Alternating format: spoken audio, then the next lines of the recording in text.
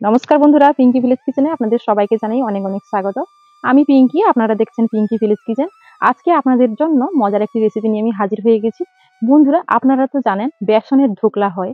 বেসনের ধোকলা হয়তো আপনারা খেয়েছেন, কিন্তু আজকে আমি বানাতে চলেছি রাইস ধোকলা। চাল দিয়ে বানাবো রাইস ধোকলা। একদম কিন্তু বেসনের ধোকলার মতো হবে খেতে। বন্ধুরা, দুর্দান্ত সুস্বাদু হয় খেতে। আপনারা বাড়িতে অবশ্যই একবার এইভাবে ধোকলার রেসিপিটা ট্রাই করে দেখতে পারেন। তাহলে বন্ধুরা, প্রথম থেকে শেষ পর্যন্ত পুরো রেসিপিটি দেখার অনুরোধ থাকলো। দেখুন বন্ধুরা, এখানে আমি চাল নিয়েছি, আর এটা হচ্ছে আতপ চাল। আতপ চাল আমি ভিজিয়ে রেখে দিয়েছিলাম 6 থেকে 7 ঘন্টার মতো। আজকে এই ধোকলার রেসিপিটা আমি আতপ চাল দিয়ে বানাবো। এখানে আমি আতপ চাল নিয়েছি 1 কাপ, মানে এই কাপ মেপে 1 কাপ আতপ চাল নিয়েছি, আর এই কাপ মেপে 1 কাপ সুজি নিচ্ছি। এখন আমি আতপ চালটাকে মিক্সির কৌটোর মধ্যে দিয়ে দেব।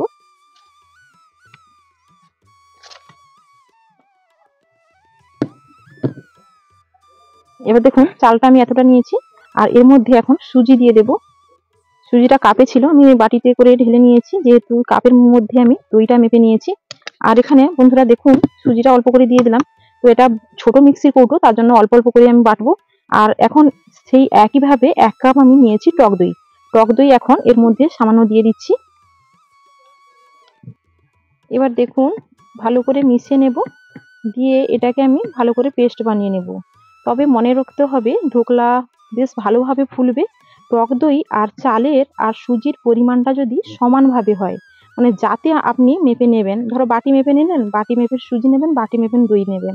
আমি কাপ মেপে নিয়েছি, তার জন্য ঠিকভাবে সমান করে নিয়েছি। এবার ঢাকা দিয়ে বেটে আনছি। আর তোমাদেরকে আরেকবার বলে দিই, এখানে আমি কি কি নিয়েছি। এখানে নিয়েছি 1 কাপ মেপে আতপ চাল নিয়েছি, 1 কাপ মেপে সুজি নিয়েছি, আর 1 কাপ নিয়েছি দই।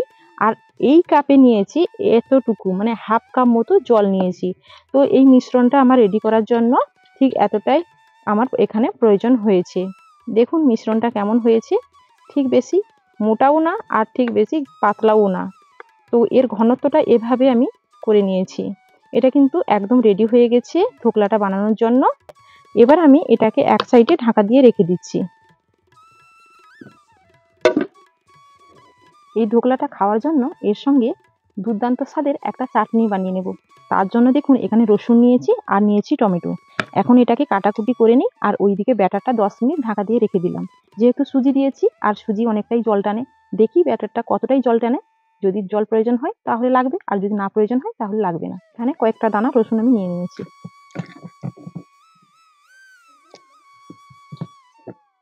এবার টমেটোর এই উপরের মাথাটা আমি কেটে দেব। এভাবে কাট লাগিয়ে দিলাম, যখন আমি চাটনিটা বানাবো তখন যাতে ছাড়ানোর সুবিধা হয়। এবার আমি ঢাকনাটা সরিয়ে নিলাম। এবার দেখে নেব। এই যে দেখুন, এইভাবে হয়েছে। এখানে আর কোনো রকমের জলের ব্যবহার করবো না আমি, এখানে আর জল লাগবে না একদম। এখানে গ্রেট করে নেওয়া আদা আর কাঁচা লঙ্কা দিয়ে দিচ্ছি।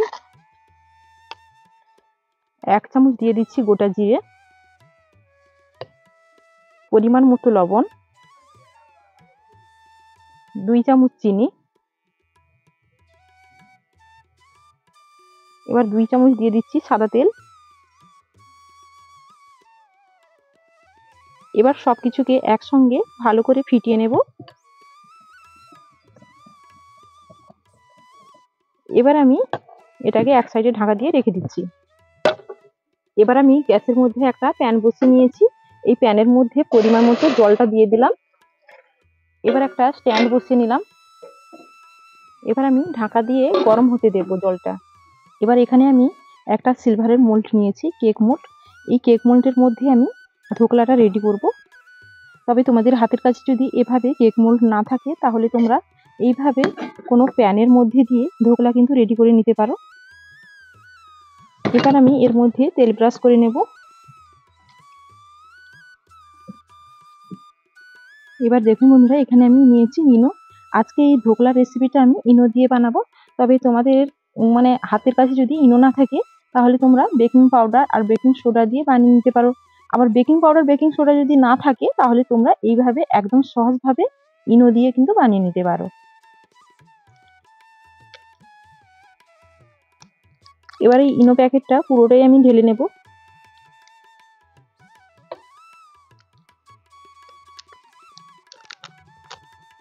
এই ইনোর মধ্যে 1 চামচ মতো জলটা দিয়ে দিলাম। দেখুন জল দেওয়ার সঙ্গে সঙ্গে কি রকম ফেনা উঠছে, আর সঙ্গে সঙ্গে এই ব্যাটারের মধ্যে এভাবে ফিটিয়ে নিতে হবে। আর এই ইনোটা বন্ধুরা মনে রাখতে হবে, ব্যাটার ফেটানো রেডি হয়ে গেলে একদম শেষে, মানে যখন এটা ব্রেক করতে বসানো হবে ঠিক তখনই ইনোটা দিতে হবে। এখন আমি কিন্তু সঙ্গে সঙ্গে এখানে কেক টিন নিয়েছি, এই কেক টিনের মধ্যে কিন্তু আমি ঢেলে দেব।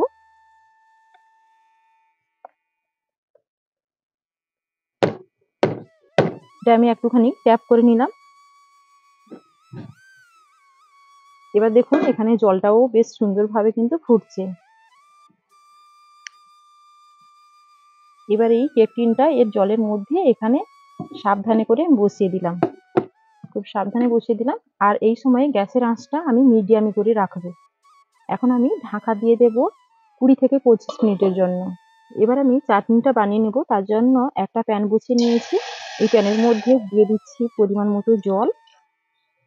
এখানে টমেটো আর রসুন একসঙ্গেই এর মধ্যে ঢেলে দিচ্ছি, আর এখানে দিয়ে দিচ্ছি 5টার মতো শুকনো লঙ্কা। এর মধ্যে দিয়ে দিচ্ছি সামান্য লবণ। এবার আমি ঢাকা দিয়ে সেদ্ধ করে নেব। বন্ধুরা আপনাদের যখনই খিদে পাবে আপনারা তখনই এই রাইস ঢোকলা রেসিপিটা বানিয়ে কিন্তু খেতে পারবেন। এই ঢোকলা রেসিপিটা খুব সহজভাবেও তৈরি করা হয়ে যায়। যখন আপনাদের খিদে পাবে, যখন মন চাইবে তখনই কিন্তু বানিয়ে খেতে পারবেন। বাচ্চাদের টিফিনে হোক বা অফিসের টিফিনে হোক বা সকাল আর বিকালের নাস্তা হিসাবে হোক, যখনই ইচ্ছে করবে তখনই খেতে পারবেন। 10 মিনিট খানিক হয়ে যাওয়ার পর এখন আমি ঢাকনাটা সরিয়ে নিলাম। এই যে দেখুন কত সুন্দরভাবে ফুলে উঠেছে। তো এটাকে আরো 10 মিনিট খানিক আমি রাখবো। এখন আমি ওপর থেকে দিয়ে দিচ্ছি কাশ্মীরি চিলি পাউডার, সামান্য ওপর থেকে এভাবে ছড়িয়ে দিলাম। এতে এভাবে দিয়ে দিলে কালারটাও সুন্দর লাগবে দেখতে, আর ডেকোরেশন হয়ে গেল। দেখতে সুন্দর লাগার জন্য এভাবে দিয়ে দিলাম। তোমরা চাইলে লঙ্কার গুঁড়ো ওপর থেকে এভাবে ছড়িয়ে দিতে পারো যদি কাশ্মীরি চিলি পাউডার হাতের কাছে না থাকে। এটা আগে থেকে দিয়ে দিলে কি হতো, ব্যাটারের সঙ্গে মিশে যেত, আর এটা এখন দিয়ে দিলে এভাবে পড়ে থাকবে ওপরে। এবার আমি আবার ঢাকা দিয়ে দিচ্ছি। বন্ধুরা 20 মিনিট পর ঢাকনাটা সরিয়ে দেখে নেব কেমন হয়েছে। এই যে দেখুন এটা কতটা সুন্দরভাবে ফুলে উঠেছে, দেখেই তো মনে হচ্ছে পুরো কেক, মানে চালের তৈরি কেক। কতটা সুন্দর লাগছে দেখতে দেখুন। এবার একটা টুথপেস্ট নিয়েছি, টুথপেস্ট দিয়ে এখন আমি চেক করে দেখে নিচ্ছি এটা কেমন ভাবে হয়েছে। তো টুথপেস্ট দিয়ে আমি চেক করে দেখে নিলাম, এটা একদম ক্লিন এসছে, তার মানে খুব সুন্দরভাবে এই ধোকলাটা আমার তৈরি হয়েছে। এখন আমি গ্যাসটা বন্ধ করে এটা নামিয়ে নেব।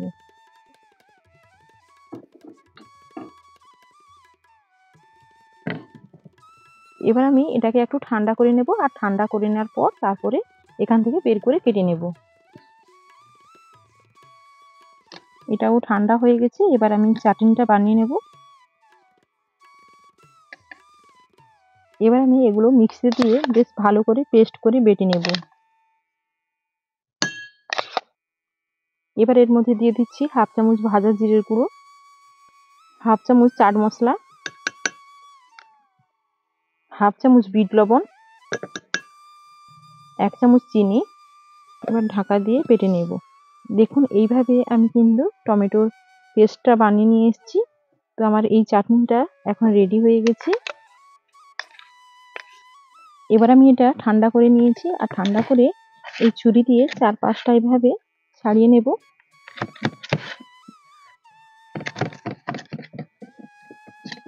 এটা কতটা সুন্দরভাবে তৈরি হয়েছে দেখুন, একদম কিন্তু কেকের মতো হয়েছে।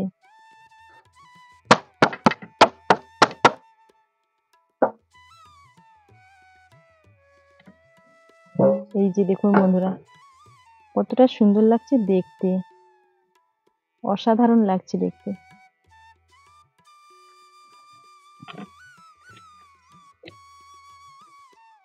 এবার আমি এটাকে কেটে নেব। ধোকলা কিন্তু কেটে খাওয়া হয়, আর তার জন্য আমি এটাকে সুন্দর করে ধোকলার মতো শেপ দিয়ে আমি কেটে নিচ্ছি।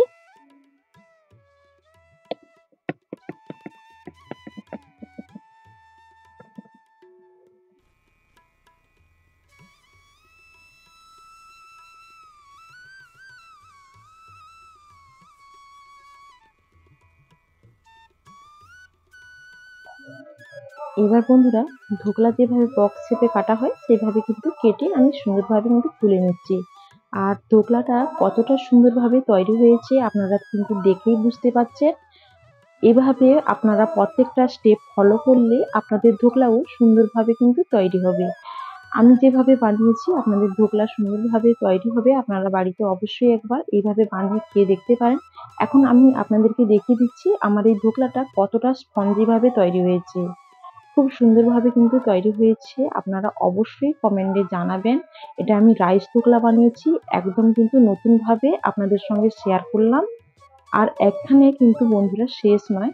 এখন একটা আমি তড়কা বানিয়ে নেব এই ধোকলার আসল ফ্লেভারটা আনার জন্য। তার জন্য দেখো, গ্যাসের মধ্যে একটা আমি প্যান বসিয়ে নিয়েছি।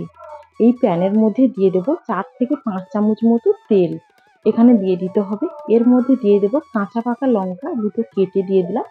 আর দিয়ে দেব কালো সর্ষে। এখানে 1 চামচ কালো সর্ষে নিয়েছি। এবার এর যে আসল ফ্লেভারটা আনার জন্য এর মধ্যে দিয়ে দিলাম সামান্য পরিমাণে কারি পাতা, দিয়ে তড়কাটা আমি লাগিয়ে নিলাম। এবার এই তড়কা এখন আমার রেডি হয়ে গেছে। তো এখান থেকে আমি 1 চামচ মতো নিয়ে নিচ্ছি চাটনির মধ্যে। চাটনিটা সুন্দর একটা ফ্লেভার হবে, খেতে খুব ভালো লাগবে। আর বাকি তড়কা আমি নিয়ে নিলাম ধোকলার মধ্যে। তো চামচ দিয়ে এভাবে অল্প অল্প করে চারদিকটা ছড়িয়ে দিলাম। তো আমি পুরোটাই এর মধ্যে দিয়ে দেবো। এটা দিয়ে দিলে ধোকলার কিন্তু ফ্লেভারটা খুবই ভালো আসে।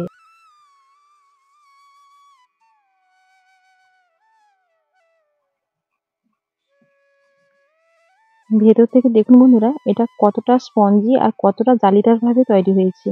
এই যে দেখুন কতটা সুন্দরভাবে তৈরি হয়েছে। আপনারা বাড়িতে অবশ্যই একবার এইভাবে ধোকলা বানিয়ে খেয়ে দেখতে পারেন।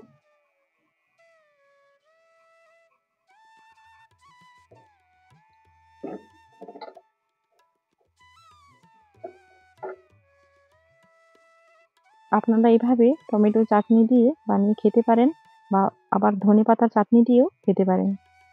দেখুন বন্ধুরা কতটা লোভনীয় দেখতে হয়েছে। এখন আমি খেয়ে টেস্ট করে দেখব কেমন হয়েছে।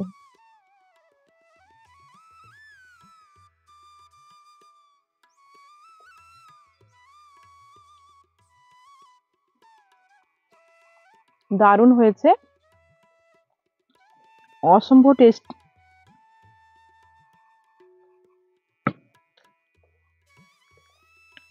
খুব ভালো লেগেছে আমাকে।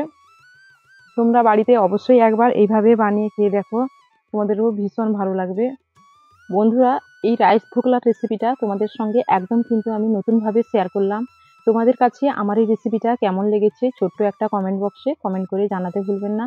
আর রেসিপিটা যদি তোমাদের কাছে একটুও ভালো লেগে থাকে তাহলে অবশ্যই আমার চ্যানেলটাকে সাবস্ক্রাইব করে বেল আইকন বটনটিকে ক্লিক করে রাখবে। যখনই এরকম নিত্য নতুন রেসিপি আমি আপলোড করব সবার আগে নোটিফিকেশন আপনাদের কাছে পৌঁছে যাবে। আর ভালো লাগলে অবশ্যই একটা লাইক করো। তোমরা সবাই ভালো থেকো, সুস্থ থেকো, আর বন্ধুদের সাথে আমার এই রেসিপিটা বেশি বেশি করে শেয়ার করো। আমার এই রেসিপিটা এতক্ষণ দেখার জন্য তোমাদের সবাইকে অসংখ্য অসংখ্য ধন্যবাদ জানাই।